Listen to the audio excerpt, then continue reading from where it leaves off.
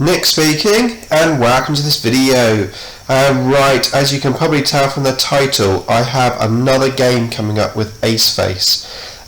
First of all, if you haven't heard of Aceface's channel, then please go and check it out. I should put a link in the description below. He's got an awesome channel, some great videos, and he's a really awesome guy.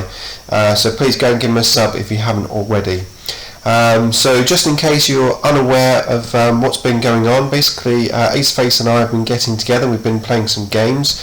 We've had 4 games in total. Ace won the first 2 games and I've just won the second 2 games, so we're at 2 games all. So we're coming up for our 5th game. This is almost like a decider game. Now I know that Aceface, obviously having lost twice in a row, is definitely going to be after revenge, especially as I was the first person to beat his Tau army, his new Tau army. So I know it's going to be up for revenge. We've set a points level, which is 2,000 points. Apart from that, apart from the fact that we're going to probably play a Maelstrom mission, we just don't know what each other is taking as an army wise, etc. So we're in the dark a little bit. So it's exciting times. It's going to be a great game and I can't wait to play it. So this video is going to be about the army that I'm going to be taking, the army list, and also the tactics behind the army that I'm going to be taking. So I hope you find it interesting. Okay, so first of all, I need to decide what army to play, and although I do have the new Eldar Codex, I don't feel familiar enough with it to take it yet, so I'm going to rely on good old Necrons. Going to do something a little bit different to what I normally would do, but primarily I'm going to play my Flayed One army. So if you're unaware of my Flayed One army, the original list is 60 Flayed Ones, 2 Canaptic Harvests, backed up by the minimum requirement Reclamation Legion. So I'm going to run through the list. I'm going to run through the tactics after that, and just give you a general idea of my battle plan as such. Now in terms of what Ace is going to play, like I said, I have absolutely no idea. I know he's obviously got Tau. He has a huge Tyranid army. He's got a Demon army. I don't really know what he's going to play, to be fair. If I had to put money on it, if I had to guess, I would probably say he would play Demons, because I know he has a very, very strong Demon army. But he may be thinking about playing the new Tau Codex. And on the flip side of that, as I beat him with Tyranids in the last game, he might try to flip that on me and play Tyranids. But like I said, if I had to put money on it, I would say Demons. But I honestly don't know. And to be fair, I haven't really based my army around what Ace is going to play. I've based it around the mission and the army that I'm going to play as a whole, really, rather than what Ace is going to do. So let's have a quick look at the list. So yeah, it's going to be the Flayed Cron list with a slightly different version, a new version. I wanted to change things up slightly with this list, A, because we're playing Maelstrom missions, and B, because I want to put in some surprises for Ace, because he obviously knows my Flayed One army already. So starting off with the Reclamation Legion, I'm going to have a fairly basic Overlord in there. So the Overlord, he's going to have the Phase Shifter, and I'm going to give him the Veil of Darkness as a new introduction to the list. I'm then going to have a minimum of 5 Immortals, all with Gauze, and then 2 squads of 10 Warriors. I'm going to have 3 Tomb Blades. They're just going to have Looms with them, and then I'm going to have a Monolith. Again, that's a new addition to the army. In the auxiliary section, I'm going to have 8 units of 5 Flayed Ones. So I'm going to be playing 40 Flayed Ones, so slight reduction in Flayed Ones.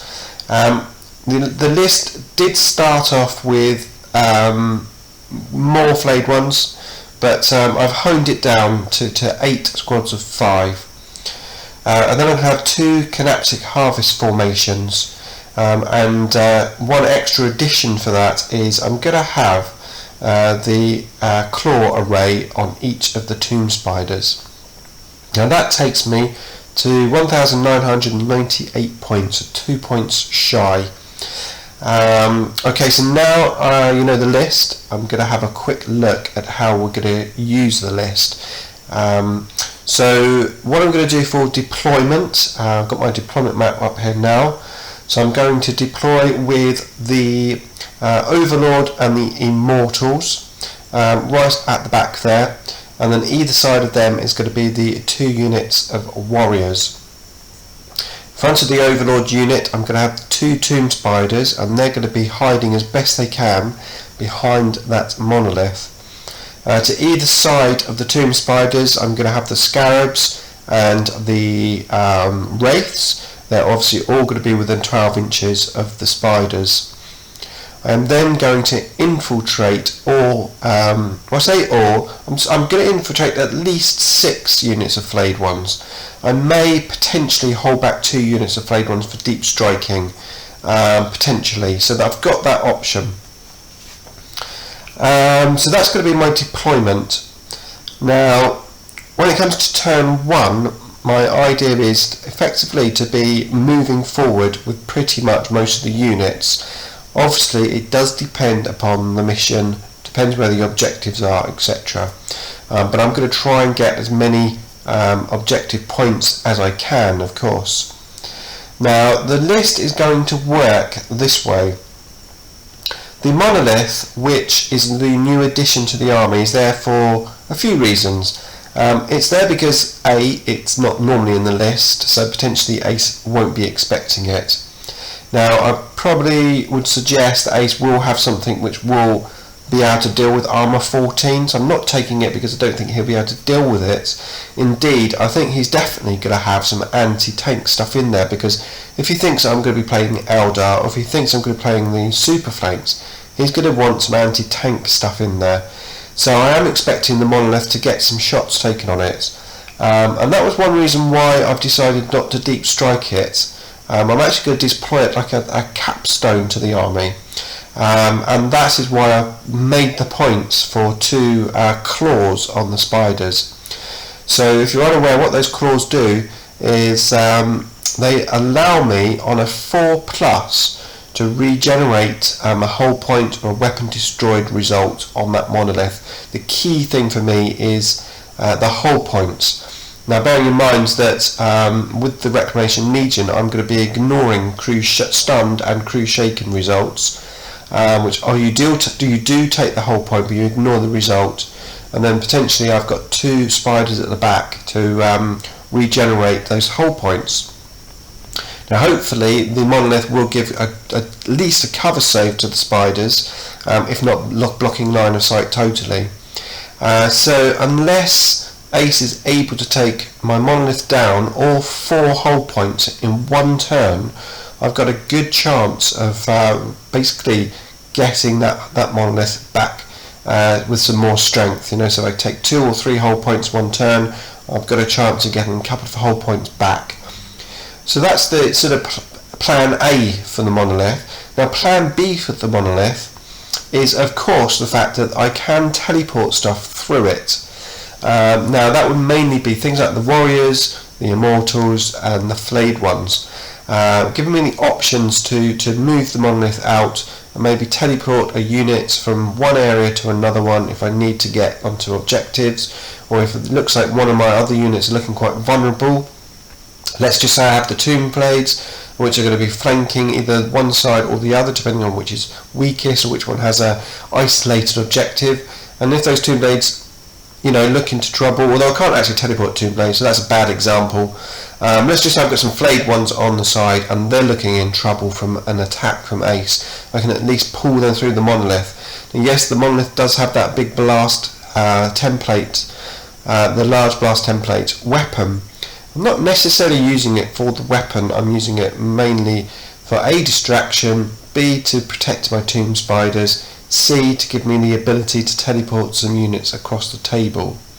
and that coincides with my new piece of war gear for the Warlord, for my Overlord, and that's the Veil of Darkness. Now the Veil of Darkness is nerfed from what it used to be, but at least once in the game I'm going to be able to veil him and his unit of Immortals somewhere across the table, whether that be to take out an isolated unit, or whether that be to grab an objective, potentially to get line breaker. I have the option, I have that little surprise, and that's something which I would imagine Ace won't be expecting, because it's not something I usually do. And assuming the monolith is still alive, I of course can teleport that unit back through the monolith the next turn. So I can't use the Veil of Darkness to come back, but I have the monolith to come back. So I've got some nice movement there, along with, of course, the wraiths and also the spiders, who can all move 12 inches, not spiders, the scarabs, so they can all move 12 inches. So by the end of the game I'm expecting my numbers to be depleted, but hopefully I'll have scored enough objective points to be up during the game, and hopefully I will end up getting a victory. Certainly going to be fun. I really enjoy playing the Flayed One list. It's a slightly different incarnation in terms of playing lots of smaller units. I usually play big units of 20. It's fair to say I have recently been considering going down to 6 units of 10 rather than 3 units of 20. I think that would work really well. But I think in this particular game, just because I want to mix things up a bit, and having that monolith in there, the teleport ability, I think it's a nice little switch up, and I've still got a good number of Flayed Ones on the table as well. So that is the list, that's my plan. Not a huge amount of shooting, to be fair, certainly no anti-air, to be fair, but it's going to be fun, and I'm going to enjoy playing it, and I hope, if anything else, it will be a challenge for Ace, but more importantly that it will be fun, because ultimately, although we are obviously trying to outwit each other, we're just there to have some fun. It's going to be a great day, and I can't wait to play him, so yeah, really looking forward to it. So just a side note that I am recording this video before we play the game, but you won't be watching it until after we've played the game, so I'm giving away no secrets as such. Okay, so that's it for this video. I really hope you enjoyed it, and don't forget to keep an eye out for the battle report for our game, and that will be coming up very shortly. Thanks for watching.